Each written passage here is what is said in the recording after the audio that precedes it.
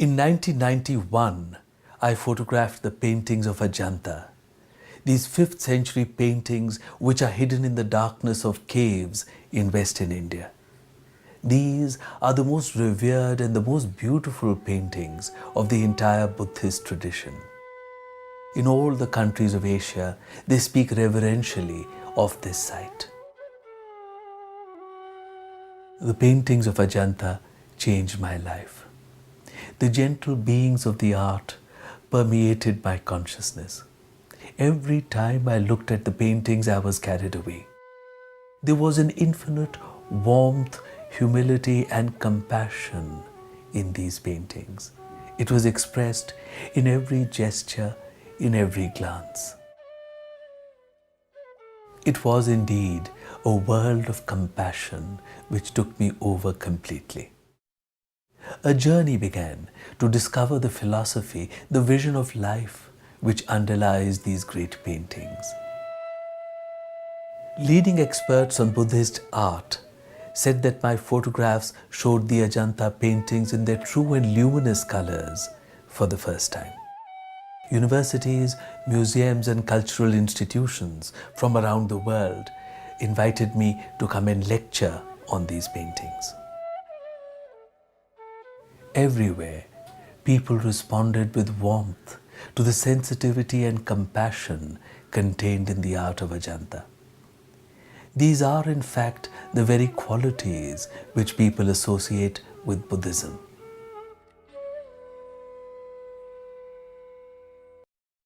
However, many asked questions about current practices in Buddhism, particularly in the Himalayan regions.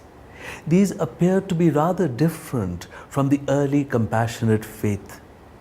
Was this Buddhism really? How did these changes come about? Join me on a journey through the history of Buddhism. Let us see how these transformations took place in Buddhist practice. Gautama Siddhartha was one of humanity's wisest teachers. He was born in 563 BCE, the son of Sudhodana, the ruler of the Shakya clan. Sudhodana ruled from the town of Kapilavastu in the present-day state of Uttar Pradesh in India. At the age of 35, Gautama attained Bodhi, the knowledge of the eternal truth. Gautama Siddhartha taught a profound ethical message to the many followers who soon gathered around him.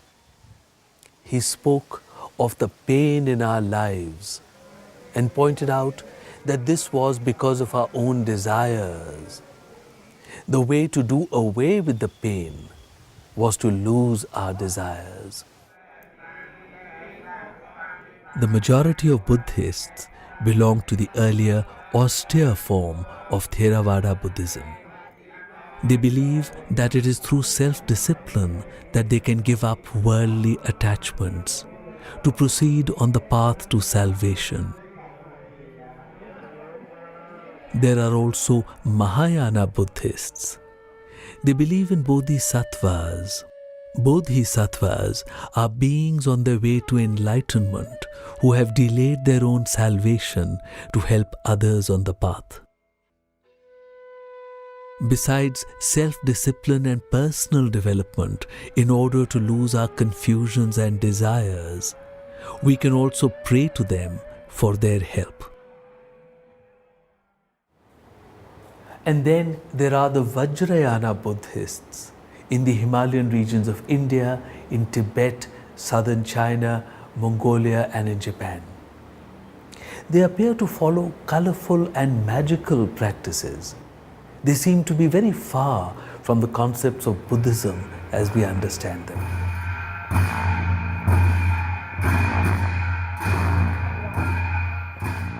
The Cham dance of the Lamas signifies the victory of knowledge over ignorance.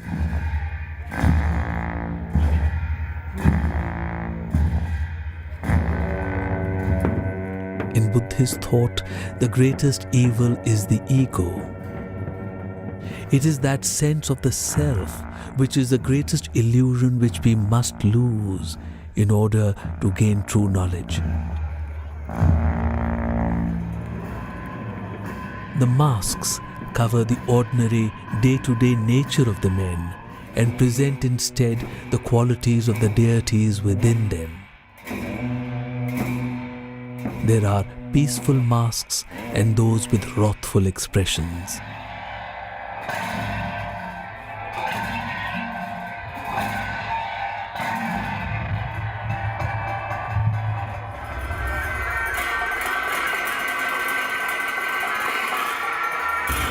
To understand the practices of the Lamas and to understand the history of later Buddhism, we have to turn to Nalanda and other universities of Eastern India.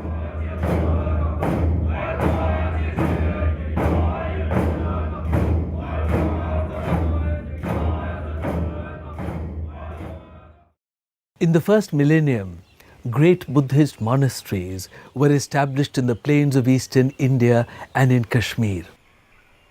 These were intellectual centers where the science of the mind was studied in great detail.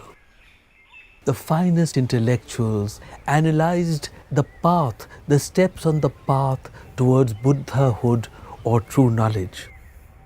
They sought to create a logical path which would lead us step by step towards that knowledge, a path which would work for all. These vast universities had hundreds of teachers and students who came from across India and from the many countries of Asia that had embraced Buddhist philosophy. The greatest of these was here at Nalanda. Here there was a spirit of vibrant intellectual thought, a climate of discussion and debate.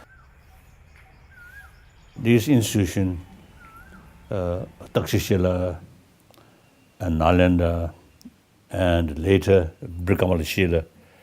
Now then these, not like monastery, but these really become academic center. One of the most important universities in the world was developed not in the medieval West, but right here in India. And here I'm referring to the university consortium of Nalanda, Vikramashila, Somapura, Odantapuri. All of these various universities were instrumental in producing people who were capable of understanding and articulating what it means to have universal knowledge, knowledge that's applicable across cultures and across times. And really what we're talking about here, when we're talking about revolution, is a change in perspective. It's a complete change in the way we perceive and thus experience the world. This information might appear arcane or esoteric, but in fact, the most interesting thing about it is that it is very clearly about consciousness itself. It's about every one of us. And it's about, in the end, something quite simple. And that simple thing is the transformation of our negative impulses into their positive counterparts. And this is the central doctrine of Yoga Tantra and Anuttara Yoga Tantra as they were developed in the great universities of the Indian plains in the medieval period.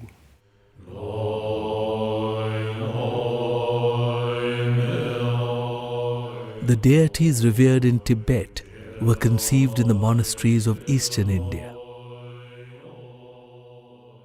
The earliest known images of Tara are all to be found in the 5th-6th century Buddhist caves of Maharashtra.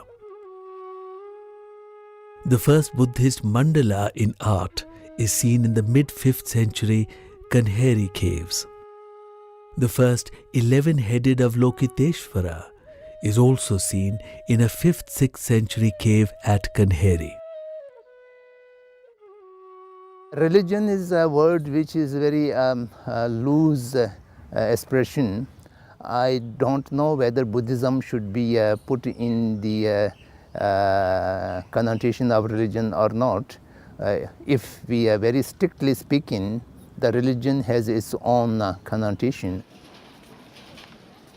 Buddhism is different from all other religious tradition is that there's no place for unanalyzed faith or something which is to be accepted without any one's own understanding or one's own logical conclusions.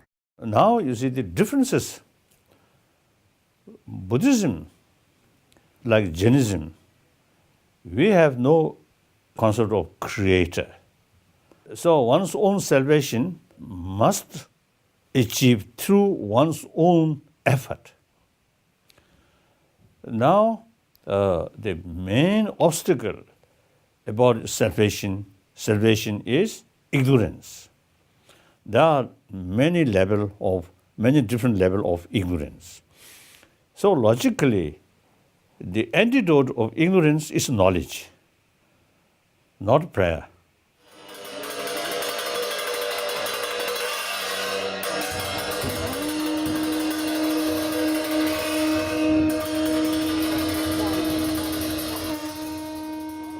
And then also, you see, the basic Buddhist approach is from this level, without sort of waiting blessing, but one's own sort of effort, and step by step become Buddhahood.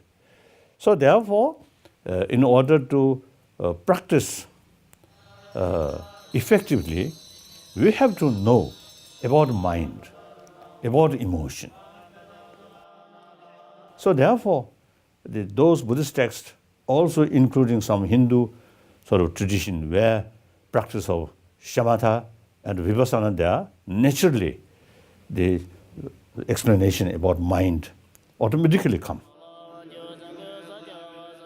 So therefore, that part I consider science. So today, now last few years, I think over 1 decade, I think number of Western medical scientists and also the brain sort of scientists, now they're really showing interest to get information, explanation from Indian ancient thought about emotion, about mind. So they found very, very useful information in order to know the reality about the world of emotion, world of mind. So that I consider as a science.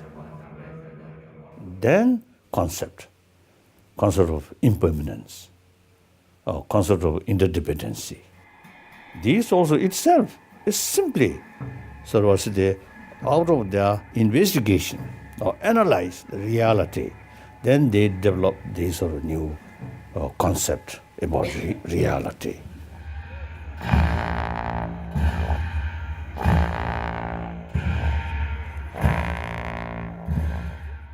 Now, in physics, also now they realize the atomic level. Every moment is changing, moving like that. One time, one of my friend, the Raja Ramana, Indian sort of nuclear physicist, once he told me he found the concept of quantum physics found some of the Nagarjuna's sort of writing. So he, as an Indian, he feels very proud. The quantum physics in the world is quite new. But in ancient Indian thought, 2,000 years ago, already have these concepts. So therefore, these things, not as a religious subject, but academic subject. So these Nalanda master sort of writing really useful for academic field. Something which is so unique of Nalanda University in terms of its knowledge and wisdom is the tremendous logic, tremendous metaphysics, and the tremendous study of epistemology, which are all utilized to bring about incredible depth of the warmth in the human being.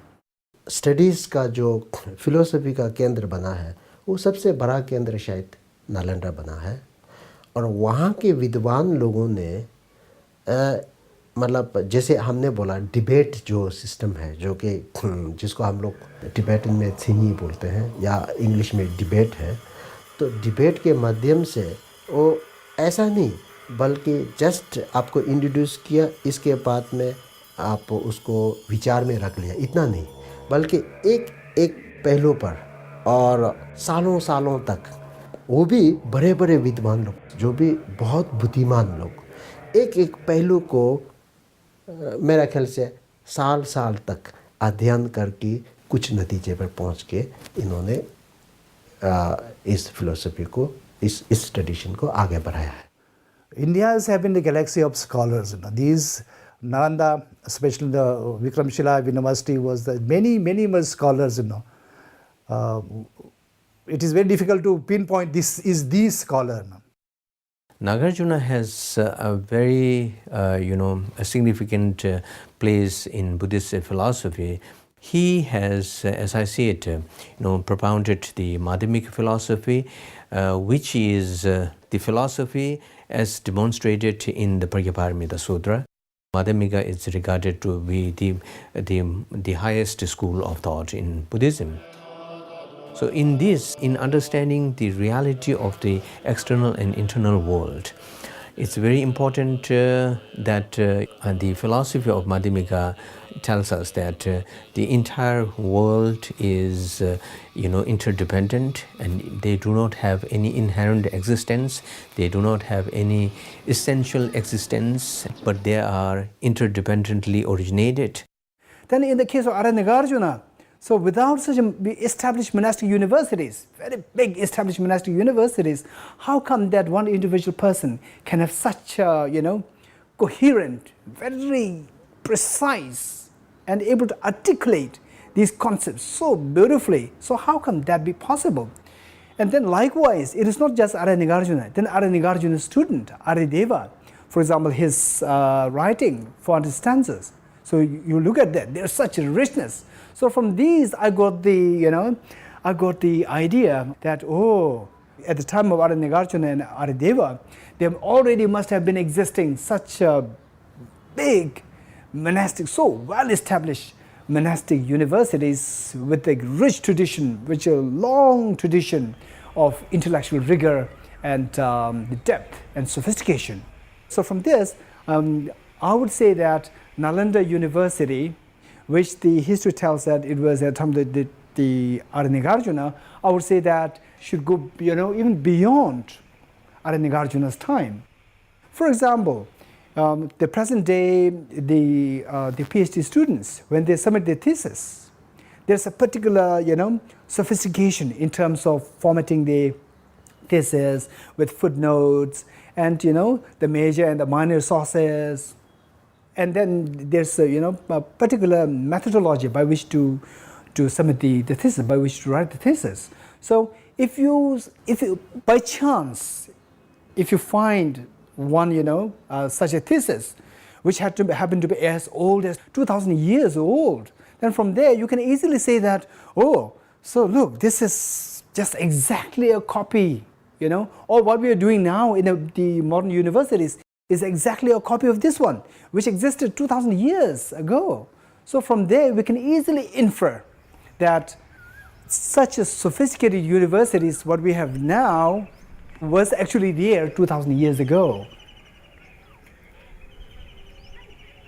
परम पावन दलाई लामा जी बीच बीच में कहते हैं, भारत जो है तिब्बत का गुरु है, ऐसा उन्होंने कहते हैं, क्योंकि जितना भी तिब्बत में जो धर्म के साथ में जो संस्कार आए हैं, कल्चर आए हैं, लैंग्वेज आए हैं, मेडिसिन का जो हेल्थ केयर का है, ये जितना भी कई चीज़ें तो इस तरह से भारत से आकर के आचार्य लोगों की कृपा से तिब्बत में आए हैं.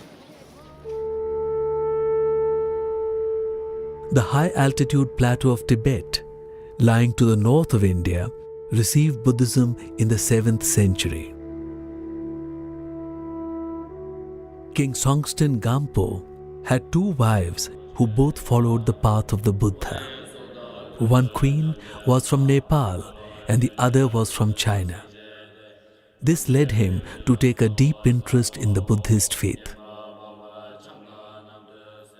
The most overwhelmingly impressive and inspirational thing for me about the Tibetan traditions of Buddhism as received from India is the way in which those great masters of the past went to such incredible lengths to not only go and get those teachings and bring them to Tibet, but the masters, the Indian masters who travelled, went through incredible hardships, and they were willing to put those lives on the line or even sacrifice those lives for the good or the benefit of this much greater vision in which the whole of humanity, particularly perhaps the Tibetan people in the case of bringing Buddhism to Tibet, but in a larger picture than that, the whole of humanity in preserving those traditions for the future, preserving the knowledge, the wisdom,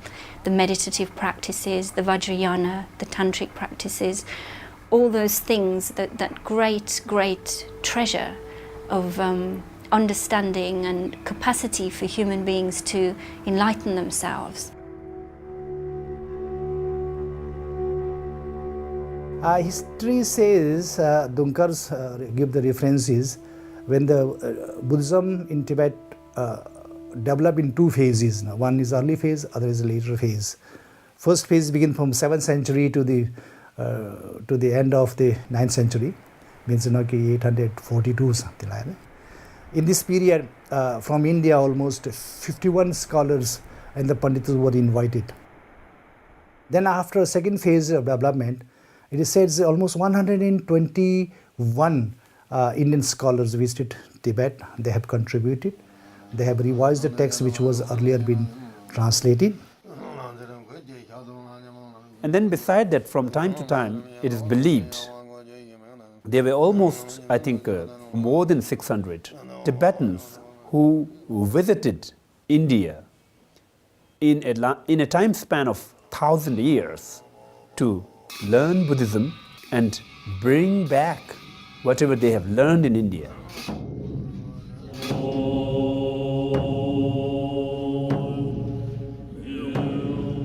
Tibet did not have a written script till the 7th century. The acceptance of the Buddhist faith entailed the understanding of subtle philosophic concepts and profound commentaries. This transfer of knowledge would not have been possible without translating and writing it down. A very sophisticated language and a script capable of preserving this knowledge had to be formulated. Oh yes, Tibetan language or script is very much copy and very much similar.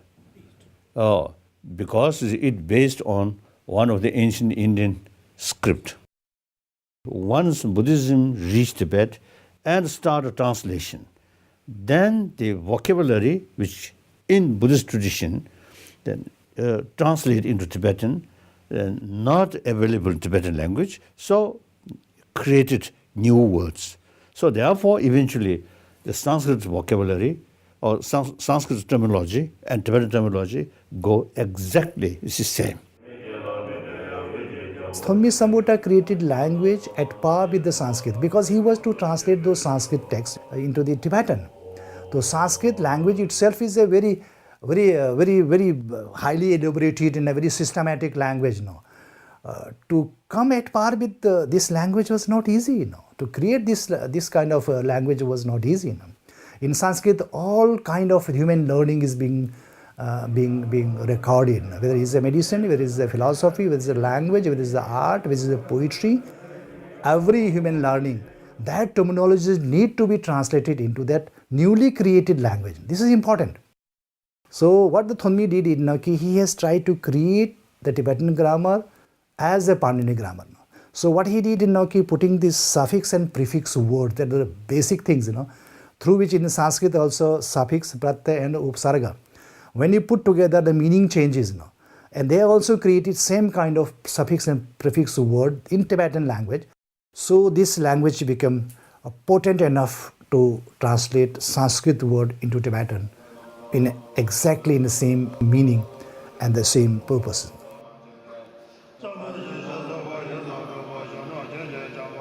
The translations are done word by word and sentences by sentences. So therefore, this precision that is maintained in Tibetan is unparalleled.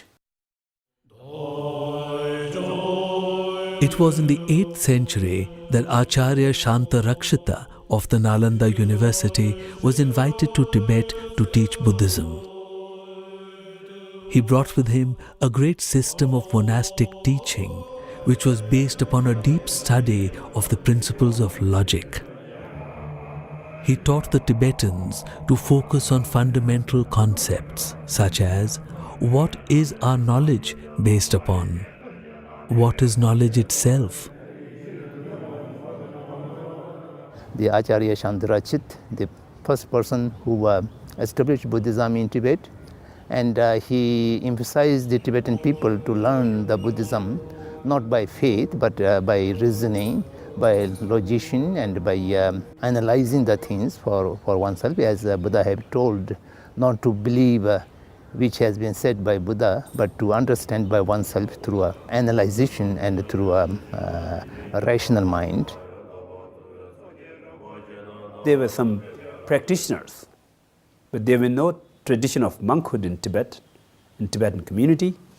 So Shantarakshit has greatest contribution in establishing the monastic community in Tibet. So what he did was that while the richness, the main content of this whole legacy, which is in the form of philosophy, so that he started to impart by means of the logic. So he introduced logic there in Tibet. So with this study of logic, then you can't really escape. You can't really have room for diluting the concept. So the logic is like a very precise container. So with this container, you can see what is really there. The measurement is so accurate. So there, the philosophy, which is like the content of this the container of the logic, it was so freshly preserved in Tibet. So then it happened in 8th century. So now is 21st century. Already, like say, 13th century is gone.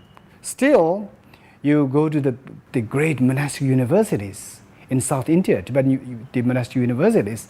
There, the amount of the rigor involved in terms of logic, study of logic, amount of the rigor and the subtleties, subtle nuances involved in the study of philosophy.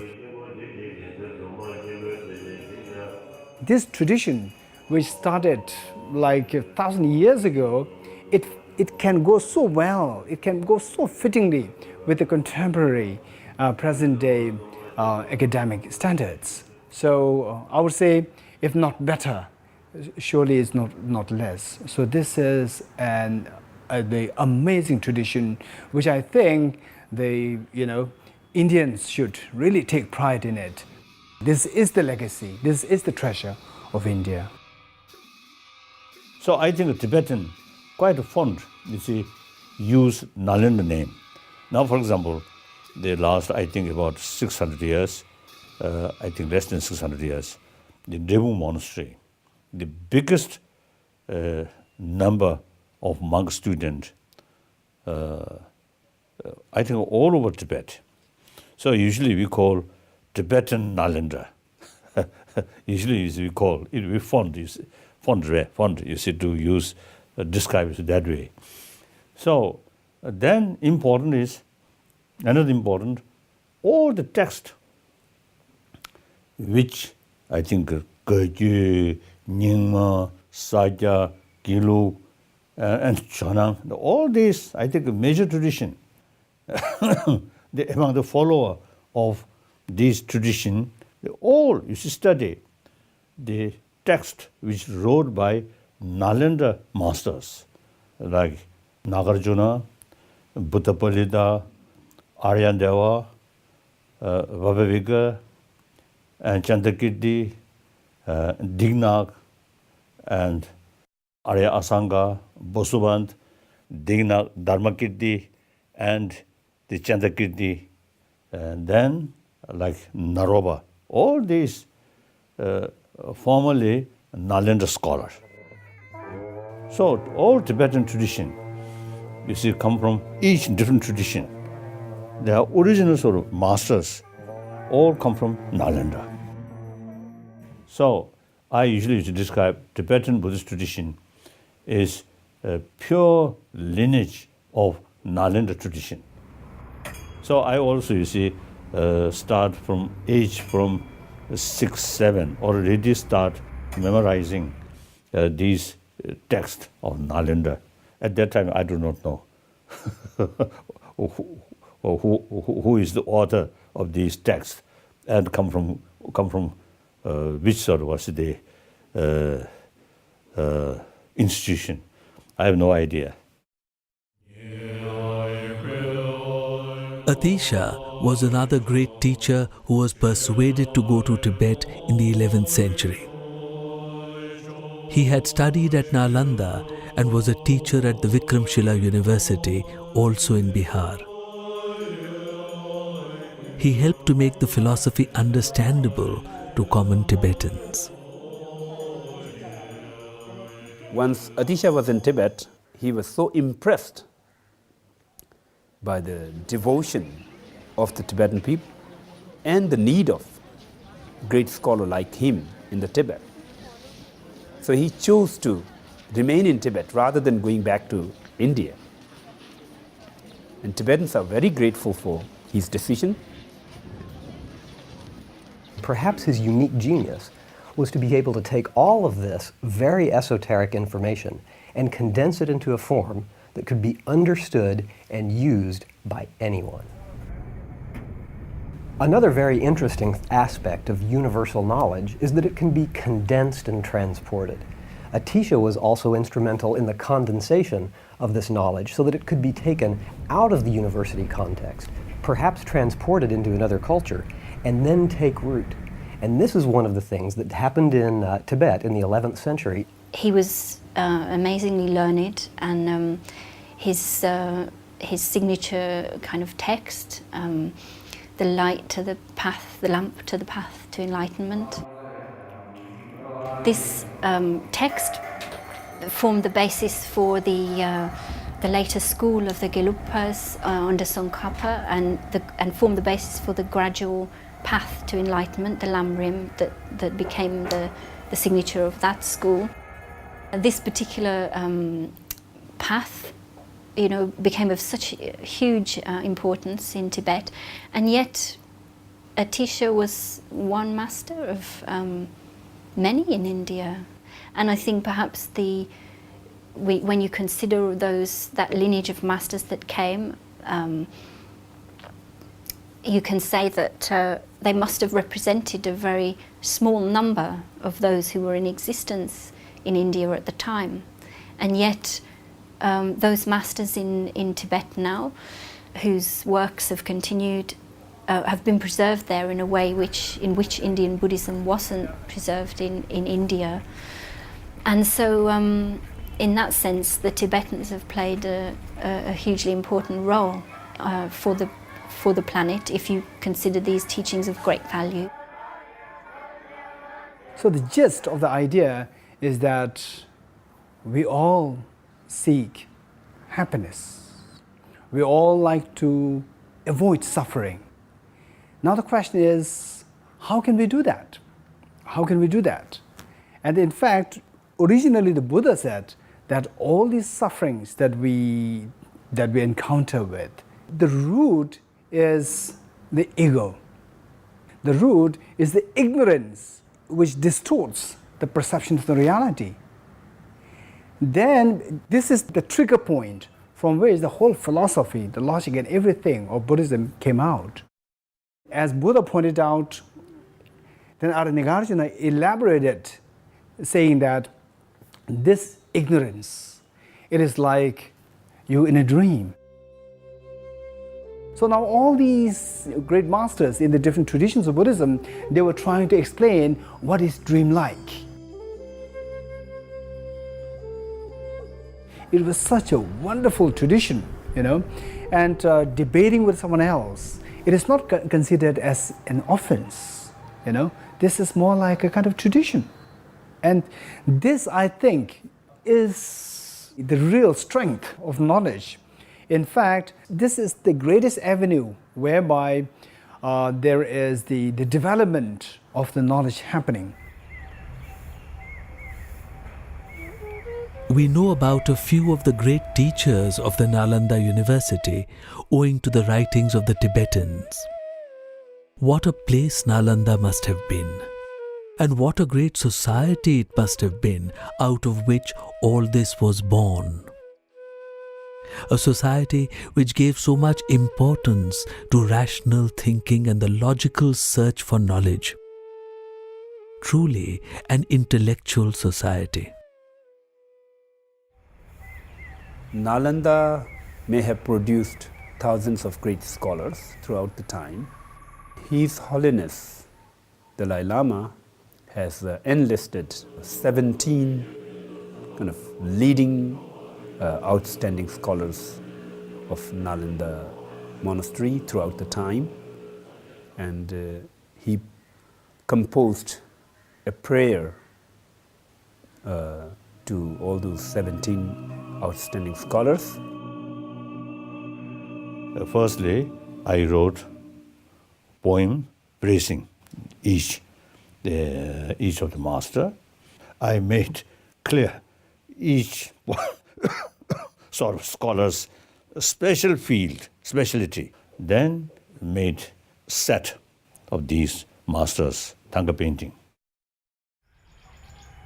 The universities of the plains of Bihar in medieval India had to have been incredible places to be at the time. When you think about the thousands and thousands of monks and scholars that were concerned with the most important things every day, year in and year out, we must understand that there was something incredibly special going on here. This was not a pastime.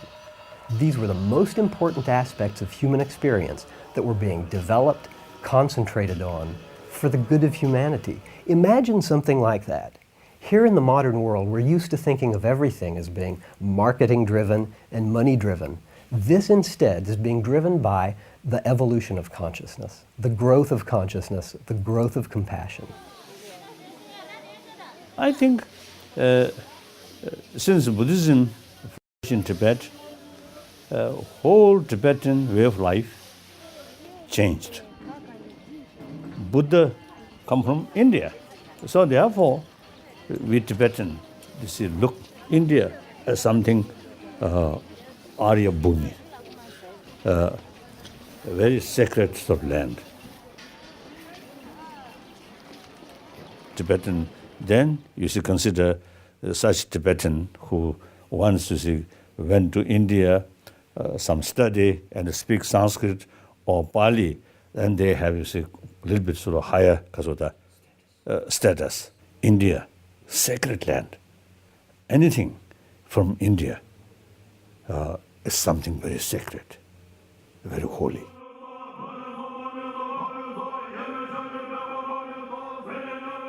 The monasteries re-established in South India are of the larger monastic institutions in Tibet.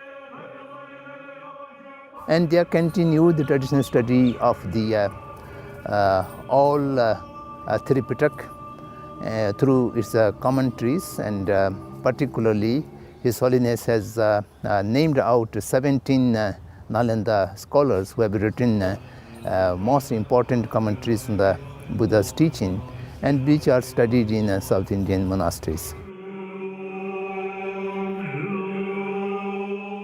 It's very important to have contemplation, discussion, and the debates. If we do debate with a kind of an intention to just to win and to just to defeat someone, and that kind of approach really doesn't help that much to make the debate productive. The Tibetan Buddhist scholars has learned this approach of the Nalanda scholars. And then, upon that, a great contribution the Tibetans had added up is the way of debate that you see at present day. You see nowadays, the monks, when they do the debate, they clap.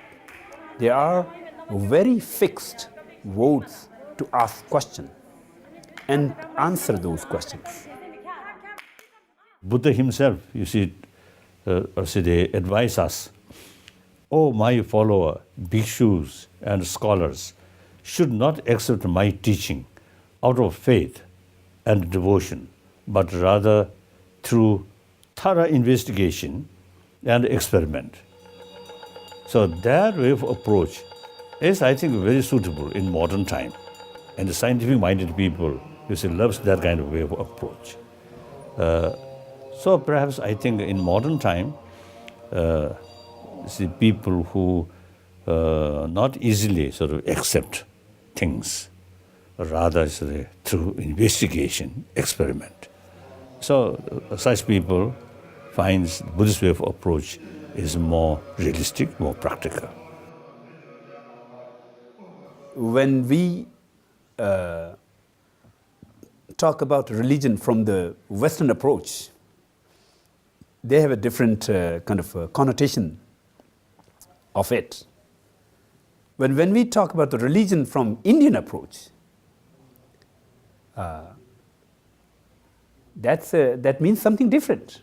In the Indic civilizations, I think one could go much wider and much deeper. You could ask questions: why are we here? What is the nature of God? What is the nature of the self? What is the purpose of human existence? You know, these things are the subject of great dialogues. It's much closer to the Socratic dialogues. The Socratic Plato dialogues are very much of the same pattern as the Indic dialogues. Yoga, remember, is the most fundamental and profound study into the human mind ever undertaken. And modern psychoanalysis is only just beginning to touch the fringes of what... I'm not talking, when I talk of yoga, not only the exercises, which are known as yoga generally, but of the much deeper yoga, the inner yoga, the study of consciousness. That is something I think that the West can learn a lot from India. His Holiness the Dalai Lama, His Holiness puts it so beautifully.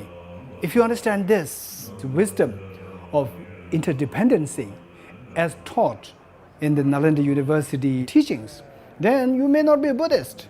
You can be, Hindu, you can be Christian, but you will be a wonderful Christian. And you will be, the environmentalist, you will be a wonderful environmentalist. So this knowledge is a pure knowledge. It has nothing to do with dogma. It has nothing to do with, a religion as such. So therefore, I call it as a legacy of India, the legacy of the world. So it must not disappear. It must remain for long. This search for the truth was not restricted to the universities of ancient and medieval India. It was shared by the common people. Even till recently, you could have a sophisticated intellectual discussion about Maya or Mithya, the illusory nature of the material world around us, with even the most common Indians. India is an extraordinary country. Mother India, really, Mother India. India is one of the most religious, wrong word, the most spiritual countries on earth, because Indian people have a very deep understanding of the spiritual life. Scratch an Indian, you can have a spiritual discussion.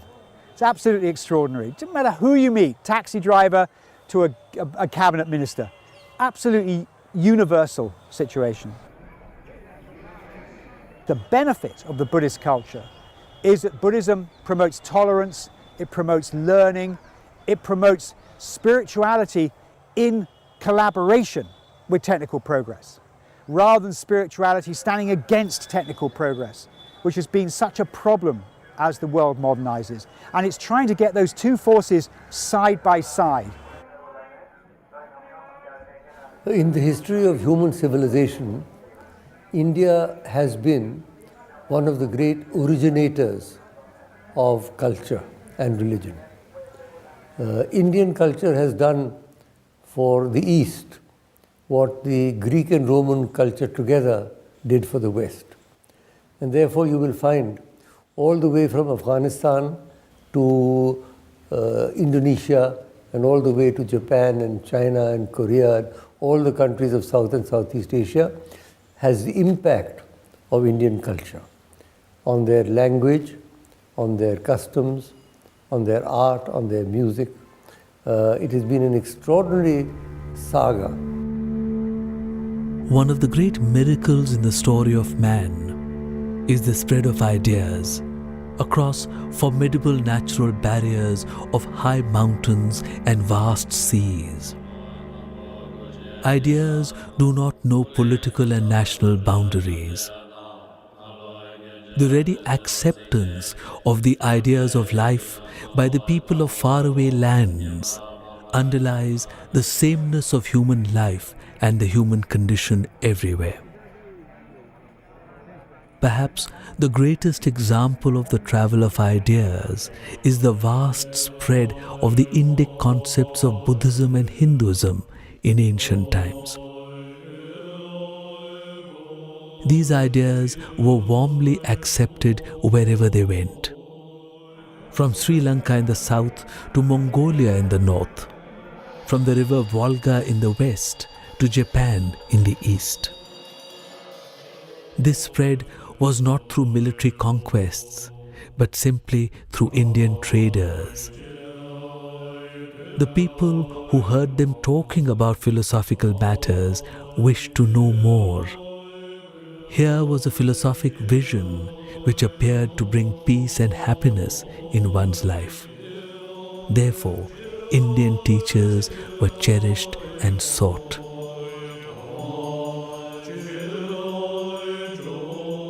So therefore, I always describe, or when I met Indian, I always say, you are traditionally our guru. We are Chela. You Indian are our guru. Then also I mentioned, we Tibetan, not only Indian gurus Chela, but also quite a reliable Chela. That means in guru's own land, Buddha Dharma, a lot of ups and downs. During this period, your Chela, kept throughout, you see, through centuries, we kept your knowledge intact.